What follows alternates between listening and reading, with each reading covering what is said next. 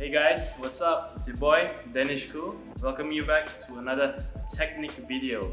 So for today's technique video, we'll be covering the barbell deadlift. Alright, there's a lot of variations out there, but today's variation for the deadlift will be covering conventional deadlifts. Just the regular back pain kind of deadlifts. So right now what we want to do is we want to break down, as you can see in the video, how a barbell deadlift looks like. So as you can see, I'll be holding the bar really close to my body as I stand and as I hinge, because this is a hip dominant exercise. You really want to use your hips, pushing it back, folding your body half till you hit almost parallel to the floor. And from there, you want to imagine you are folding your body, pulling your belly button towards your thighs to have that really nice hinge. So as you can see in this exercise, from the side view, what it really looks like is like you're really trying to just bend over with a barbell in front of you. You also, like for those who have a hard time deadlifting, I'll recommend you practicing body weight hinges, which is just the movement without the barbell, like a few weeks before actually loading it. So the muscles that will be involved in this deadlift, all kinds of deadlift, and also a hinge will be your glutes, which is your butt, your hamstrings, your calves, your quads, mainly, and also mostly of your upper body if you do it right. So right here, what we're going to do, we're going to break down the functions of the exercise to bring it to a new level to become more efficient at the exercise. So number one, the deadlift involves very big hip extension at the top of the movement and also hip flexion as you bend down. So as you can see from the side again, we're gonna go down 90 degrees, which is hip flexion, and then we're gonna boom, go back up to hip extension where we generate all of our output from the floor. Besides the hip extension being involved at the top part of the movement with your hip, you're also gonna look a bit lower towards your knees. So as you bend, as you hinge forward for your deadlift, bringing the bar close to your body, besides hinging with your hip, what's going to happen is that your knee is going to bend, and that is called knee flexion. So usually when you load a decent amount of weight and you bend, when the knee flexes and the hip flexes, your hamstrings are going to be very heavily involved. So that's why it's very important to have a decent amount of mobility and flexibility in your lower body, especially your hamstrings and your calves, to fully utilize that range of motion, the ROM, with this movement. So being able to move more in a full range of motion will definitely bring your deadlift numbers to a new level, and also you'll be able to perform better in other exercises, and your strength will translate to the other physical activities that you're doing. So guys, so when we understand what's happening with our body, then we'll be able to strengthen and also loosen some of those tight muscles. So we're going to have a close-up clip over here where you can see me. I'm doing the deadlift. What you can see from my hip is that the origin of all the movement comes from the hip. It doesn't come from the lower back. So often when people deadlift, a lot of people, as you can see, they round their back. So they'll be holding the bar, go down. It's because they're imagining like the origin of the flexion, the bending, is from the lower back, and most of the time that usually ends up with a slip disc or something like that. So in order to make this movement a bit more efficient, a bit more safe, what you really want to do is just imagine using your hips. So often a lot of people say bend your hips, bend your hips, bend your hips, but how do you really use your hips? So for starters, what you can do is you want to imagine folding your body to half. So you want to imagine that your hands are at your hips, you want to bend halfway like you're bowing down, and from there, as you bow down, if you're a bit tight with your hamstrings, bend your knees accordingly to where your mobility allows. If not, try to imagine your belly button, like I mentioned earlier in the video. You want to imagine folding yourself to half, bringing your belly buttons to your thighs, and from there you can really feel that strong stretch at the lower body if you are really tight. If not, if you are flexible, and then you feel the lengthening of the muscle. And as you go to a part where your mobility allows, probably to the end range motion, keep the bar close to your body, then stand back up real quick to create that explosive output. Stand up real quick, and then from there, from flexing your hips going down, you go up with a strong extension, and with the extension you'll be able to work better, get stronger glutes and strengthen those muscles around. So earlier what we mentioned with the hip work and the knees, once you get all of those set, you're ready to really load your first barbell. But if you feel like you're not really doing all of those correct yet, make sure to get those moving well before moving on to loading the barbell to avoid future injuries or any unnecessary pain. Okay, but once you get all of those right, you really want to bring your deadlifts to a new level, or you're already existing person who practices deadlift quite frequently, who really wants to break a plateau, my biggest advice to you guys would be strengthening your upper back, your traps, technically your entire back, your pulling power.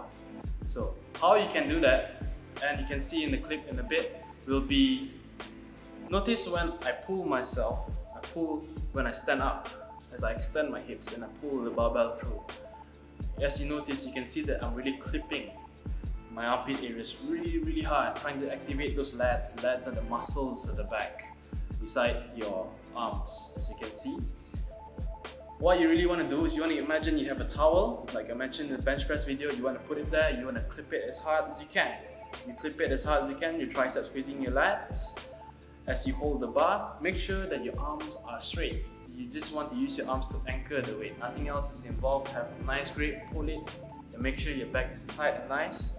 And as you pull, halfway through, what you really want to do is, as your glutes are fully locked out, you want to pull and shrug it up. So like pulling it backwards, keeping that back really tight, and standing up tall, very confident pull.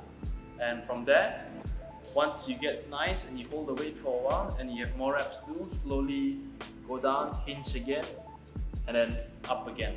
So make sure to practice this or warm up, ramp up the weights with decent weights that you can handle with good technique.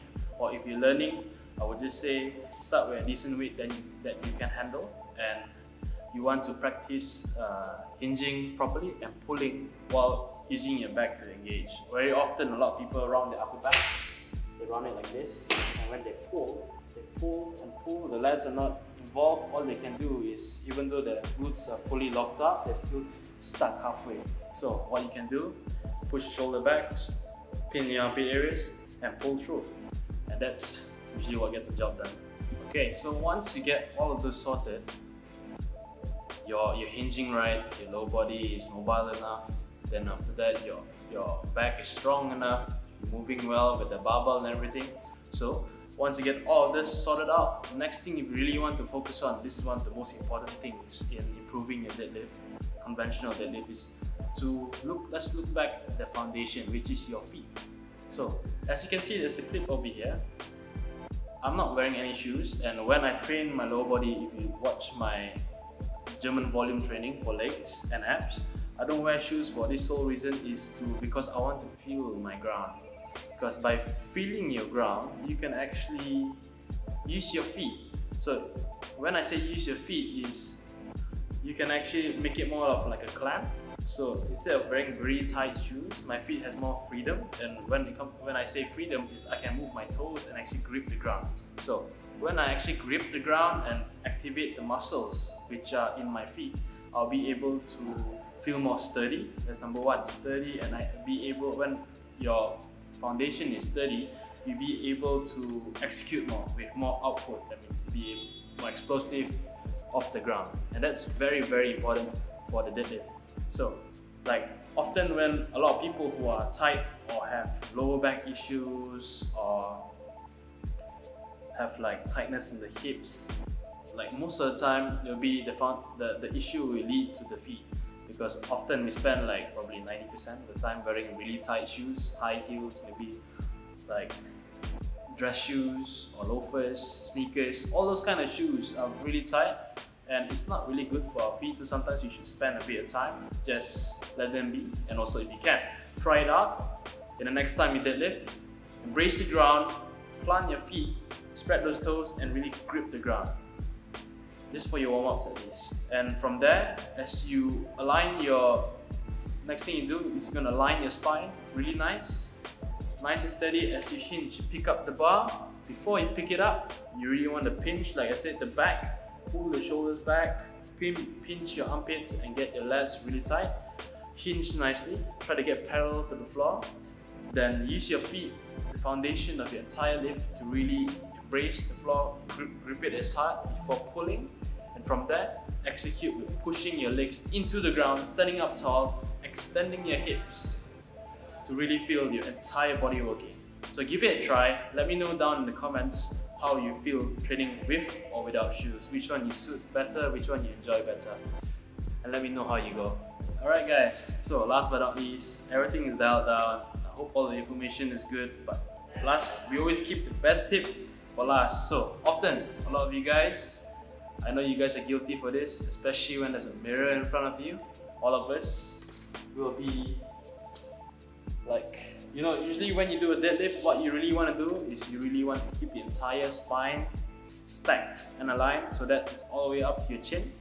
So what you really want to do is you want to tuck your chin in and maintain that position as you deadlift. You know, as cookie cutter as it is, it works wonders. So just imagine when you're hinging, holding that barbell at the beginning position and having your chin looked up. So your entire spine works as one. So when one moves, one lengthens, one is going to shorten. So what you really want to do is to have that alignment, just to have balance in the entire spine. So we'll save all those information for another video.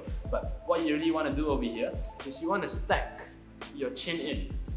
Alright, keep your eyes straight, align your spine straight and nice, and as you pick up the bar, what you really want to do is look on the floor first, and as you stand, you transition with your spine. So you start with looking on the floor, tuck your chin in, keep everything stacked and nice, hold the bar, and as you execute, you pull up.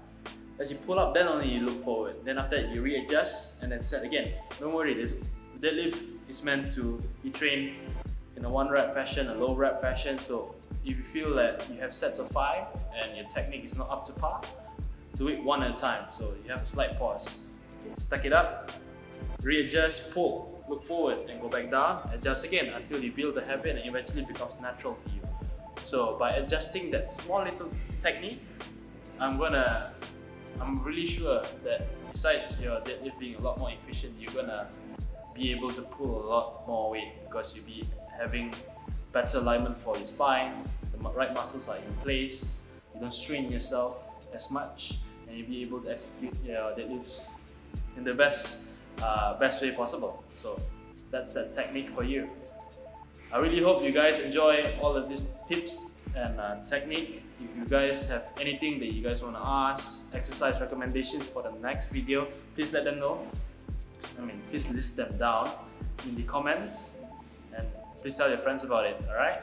So subscribe, turn that notification bell, and look for me on social media, Danish Ku. Alright, I'll see you next time.